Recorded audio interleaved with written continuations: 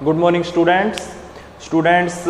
इस वीडियो के अंदर हम करेंगे chapter triangles NCERT book class 10th के एक्सरसाइज 6.4 के 4th और 5th क्वेश्चन को करेंगे। पिछली वीडियो तक 3 क्वेश्चन कर चुके हैं। पहले तो 4th क्वेश्चन की स्टेटमेंट पढ़ो। If the areas of two similar triangles are equal proof that they are congruent. बच्चों ये चीज़ दे रखी है। देखो इसने क्या दिया है, भी कोई भी 2 ट्रायंगल्स है, ये मैंने अपनी तरफ से बनाई है, आपको बनानी है अपनी तरफ से।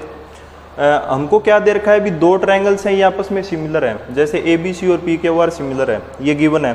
साथ में अपने को ये दे दिया भी ये जो दोनों ट्रायंगल है ना ABC और PQR, इनका एरिया भी सिमिलर है। हमको फिर प्रूफ क्या करना है, प्रूफ करना है भी ये जो 2 ट्रायंगल है ये आपस में अगर ये दोनों सिमिलर है और इनका एरिया सेम है तो ये दोनों की दोनों कॉन्ग्रुएंट होंगी। हमको ये प्रूफ करना है बच्चों। तो काफ़ी आसान क्वेश्चन है, छोटा सा क्वेश्चन है। तो आप क्या करोगे, ये सारी चीज़ें तो लिखोगे, गिवन टू प्रूफ, बढ़िया से डायग्राम बनाओगे। इसके बाद हम करते हैं बच्चों प्रूफ स्टार्ट। देखो बच्चों, अगर ये दोनों ट्रायंगल सिमिलर हैं, अगर ये दोनों ट्रायंगल्स क्या है सिमिलर, तो मैंने जो थ्योरम बताई थी वो क्या कहती है कि इनके एरिया का रेशियो, इनकी कोरस्पॉन्डिंग साइड के स्क्वायर के रेशियो के इक्वल होगा। ये बात मैंने बताई थी ना। तो हम क्या लिख सकते हैं, अगर ये दोनों ट्रायंगल सिमिलर हैं, if triangle ABC is similar to triangle PQR, अगर ये दोनों सिमिलर है तो हम क्या लिख सकते हैं, area of triangle ABC upon area of triangle PQR is equal to क्या हो जाएगा बच्चों, कोई ये जो कोरस्पॉन्डिंग साइड मतलब AB PQ BC QR AC PR, इनके स्क्वायर के रेशियो के इक्वल होगा। यही बात थी ना। तो हम लिख लेते हैं बच्चों BC अपॉन QR के स्क्वायर के रेशियो के इक्वल।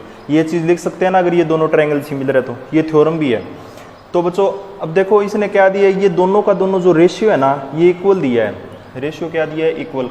अगर ये और ये इक्वल है तो हम इनको आपस में काट सकते हैं कि नहीं काट सकते, बिल्कुल काट सकते हैं।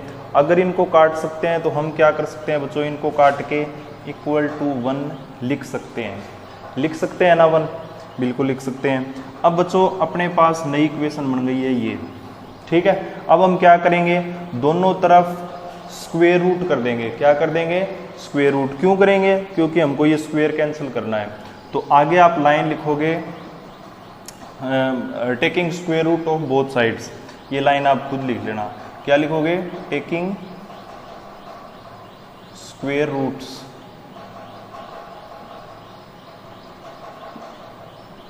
On both sides. अब ये लाइन लिखने के बाद आप क्या करोगे, दोनों तरफ स्क्वायर रूट लगाओगे। स्क्वायर से स्क्वायर रूट कैंसिल और 1 का स्क्वायर रूट 1 ही होता है। तो हमको बच्चों क्या रिजल्ट मिलेगा, BC upon QR is equal to 1। बच्चों क्रॉस मल्टीप्लाई कर देना, आपका BC किसके इक्वल आ जाएगा, QR के। BC किसके इक्वल आ गया, QR के। मतलब ये वाली साइड इस साइड के इक्वल आ गई है, प्रोपोर्शन के अंदर नहीं। प्रोपोर्शन के अंदर तो पहले ही दे रखी थी क्योंकि सिमिलर थी, अब इक्वल आ गई अपनी। इसी प्रकार बच्चों आप BC अपॉन QR की जगह आप AB अपॉन PQ लोगे तो हमको रिजल्ट क्या मिल जाएगा, फिर रिजल्ट मिल जाएगा AB अपॉन PQ। और अगर आप BC अपॉन QR की जगह AC अपॉन PR लोगे तो हमारा रिजल्ट क्या मिल जाएगा, AC is equal to PR मिल जाएगा। ये तीनों रिजल्ट मिल जाएंगे। और बच्चों अगर कोई भी 2 ट्रायंगल्स हमको दे रखे और उनकी तीनों साइडें इक्वल हो तो हम उनको क्या कह सकते हैं, वो दोनों की दोनों ट्रायंगल क्या होगी बच्चों, कॉन्ग्रुएंट होगी। और यही हमको प्रूफ करना था। और किस प्रॉपर्टी से होगी, बाय साइड क्राइटेरिया से, ठीक है। तो उम्मीद करता हूँ आपको क्वेश्चन नंबर 4 समझ में आ गया होगा। हमने क्या किया, सिमिलर दे रखा था उनको, वो जो आपकी प्रॉपर्टी थी ना कौन सी, कि जो अगर कोई भी 2 ट्रायंगल सिमिलर है तो उनके एरिया का रेशियो उनकी साइड के स्क्वायर के रेशियो के इक्वल होगा, वो प्रॉपर्टी का इस्तेमाल किया है। अब इनके एरिया को इक्वल दे रखा था, उनको कैंसिल कर दिया, इक्वल टू क्या हो गया 1। दोनों तरफ स्क्वायर रूट किया, BC is equal to QR आ गया, AB is equal to PQ, AC is equal to PR। और अगर कोई भी 2 ट्रायंगल्स की तीनों साइडें सेम हो, इक्वल हो, तो हम क्या कह सकते हैं, दोनों की दोनों ट्रायंगल क्या होंगी, कॉन्ग्रुएंट होंगी। तो बच्चों ये अपना question number 4 complete. Question number करते हैं अब 5th। तो पहले तो ढंग से जी टिका के क्वेश्चन नंबर 5th की स्टेटमेंट पढ़ो। फिर उसका हम करते हैं सॉल्यूशन। फिफ्थ क्वेश्चन में क्या दिया है बच्चों, D E and F are respectively the mid points of side A B B C and D तो है मिड पॉइंट ए बी का, डी किसका है मिड पॉइंट ए बी का, सॉरी बी सी का, और ये मिड पॉइंट दे रखे हैं बच्चों जो गिवन है ना, यहाँ पर मैंने लिख रखे हैं।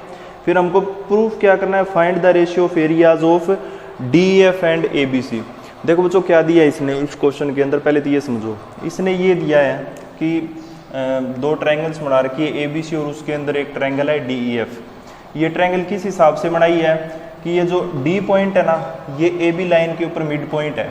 अगर ये मिड पॉइंट है तो हम क्या कह सकते हैं, देखो अगर D mid point B C का है तो हम ये लिख सकते हैं ना, B D is equal to D C is equal to 1/2 of B C, ये चीज़ लिख सकते हैं ना। भी ये मिड पॉइंट है तो ये इसके इक्वल और ये दोनों इस कंप्लीट बी सी लाइन के हाफ के इक्वल। फिर बच्चों अगर ई आपका मिड पॉइंट है ए सी का तो हम क्या लिख सकते हैं, A E is equal to E C is equal to 1/2 of A C, ये लिख सकते हैं। इस रिजल्ट से ये लिखा था। अब इस रिजल्ट से क्या लिख सकते हैं, अगर एफ मिड पॉइंट है तो A F is equal to F B is equal to 1/2 of A B. ठीक है, हम ये चीज़ लिख सकते हैं ना इन तीनों रिजल्ट से, बिल्कुल लिख सकते हैं। अब बच्चों हम प्रूफ स्टार्ट करते हैं, कैसे करेंगे बच्चों। इस प्रूफ को स्टार्ट करने के लिए आपको 9th क्लास के अंदर एक थ्योरम थी मिड पॉइंट थ्योरम, वो ध्यान करनी पड़ेगी, मिड पॉइंट थ्योरम। अगर आपको मिड पॉइंट थ्योरम का पता है तो कोई दिक्कत नहीं है, अगर मिड पॉइंट का नहीं पता तो आप एक बार फिर से इसको देख लीजिए ढंग से। मिड पॉइंट थ्योरम कहती क्या है, मिड पॉइंट थ्योरम ये कहती है बच्चों भी मतलब जिस प्रकार से ये संरचना बनी है ना अपनी, भी ये मिड पॉइंट है, ठीक है, ये मिड पॉइंट इस लाइन का, ये मिड पॉइंट इस लाइन का और ये मिड पॉइंट इस लाइन का। इस हिसाब से अगर मिड पॉइंट को हम जोड़ते हैं ना तो ये जो आपकी एफ ई लाइन होगी ये इस लाइन की पैरेलल होगी और साथ के साथ ये एफ ई है ना ये इसका हाफ होगा। ये मिड पॉइंट थ्योरम कहती है। इसकी डिटेल के लिए आपको मिड पॉइंट थ्योरम जो आपकी 9th क्लास के अंदर उसको करनी पड़ेगी। मैं सीधा बता देता हूँ मिड पॉइंट थ्योरम क्या कहती है। According to mid point theorem क्या हो जाएगा कि ये जो एफ ई लाइन है, एफ ई लाइन है, ये पैरेलल हो जाएगी बच्चों बी सी के, पहली बात तो ये। और मिड पॉइंट थ्योरम के हिसाब से एफ ई क्या हो जाएगी बच्चों 1/2 ऑफ बी सी। ये दोनों रिजल्ट मिलेंगे किस हिसाब से मिलेंगे, बाय मिड पॉइंट थ्योरम मिलेंगे। ठीक है, आपको ये बात ध्यान रखनी है। अब बच्चों देखो 1 एफ ई किसके इक्वल है 1/2 ऑफ बी सी। अब 1/2 बी सी को क्या लिख सकते हैं, बी डी लिख सकते हैं ना, मतलब एफ ई को और क्या लिख सकते हैं हम, बी डी के इक्वल लिख सकते हैं। अब बच्चों एफ ई अगर बी सी के पैरेलल है तो हम इसको बी डी के पैरेलल भी तो कह सकते हैं ना, क्योंकि बी डी और बी सी तो एक ही लाइन के ऊपर है। अब देखो बच्चों हमको यहां से क्या रिजल्ट मिला है, हमको ये रिजल्ट मिला है भी F E parallel to B D है और F E equal to B D है। ये रिजल्ट मिला है अपने को मिड पॉइंट थ्योरम से। ठीक है, अगर ये दोनों देखो F E parallel to B D और F E equal to B D है, मतलब ये वाली लाइन इसके पैरेलल और इक्वल है, तो हम क्या कह सकते हैं, हम कह सकते हैं बच्चों B D F E is a parallelogram. Parallelogram यही होता है ना कि अपोजिट साइड क्या होती है, इक्वल और पैरेलल होती है। ठीक है, इन दोनों प्रॉपर्टी का इस्तेमाल करके अगर ये दो चीजें अपने पता, हम कह सकते हैं ना भी ये जो बी डी एफ ई क्या है आपस में पैरेललोग्राम है। यहां तक समझ में आई बात। अब देखो आगे क्या करेंगे बच्चों, अगर ये पैरेललोग्राम है, ठीक है, तो हम क्या ले लेते हैं, हम ले लेते हैं दो ट्रायंगल्स ले लेते हैं आगे। ट्रायंगल कौन कौन सी, in triangle B D F and triangle D F E. ठीक है, ये दो ट्रायंगल लेंगे। अब इन दो ट्रायंगल्स के अंदर देखो कौन कौन सी है ट्रायंगल, एक तो ये वाली है और एक ये वाली ट्रायंगल है। इसके अंदर ये वाली साइड तो कॉमन है, कौन सी, F D is equal to F D, ये तो कॉमन है, कॉमन है ना। दूसरा ये वाली लाइन बी डी किसके इक्वल है, एफ ई के, बी डी किसके इक्वल है, एफ ई के। क्योंकि क्यों है ये, क्योंकि पैरेललोग्राम की अपोजिट साइडें होती है ना वो क्या होती है, इक्वल। आप यहाँ पर लिखोगे ये सारी चीज़ें। पैरेललोग्राम की अपोजिट साइडें होती हैं वो क्या होती हैं, इक्वल होती है। Opposite sides of parallelogram are equal, यहाँ पर ये लाइन लिखोगे। साथ ही साथ एफ ई किसके इक्वल हो जाएगी, डी ई के। एफ बी किसके इक्वल हो जाएगी, डी के। सेम यही opposite side of parallelogram are equal. तो बच्चों ये दोनों ट्रायंगल्स आपस में क्या हो जाएंगी, अगर तीनों की तीनों साइडें इक्वल है तो ये दोनों ट्रायंगल्स क्या हो जाएंगी, कॉन्ग्रुएंट हो जाएंगी। क्या हो जाएंगी, कॉन्ग्रुएंट। तो ट्रायंगल्स बी डी ई और डी ई एफ क्या हो जाएंगी, कॉन्ग्रुएंट। अगर ये दोनों ट्रायंगल्स कॉन्ग्रुएंट है तो इनका एरिया बच्चों क्या हो जाएगा, सेम हो जाएगा।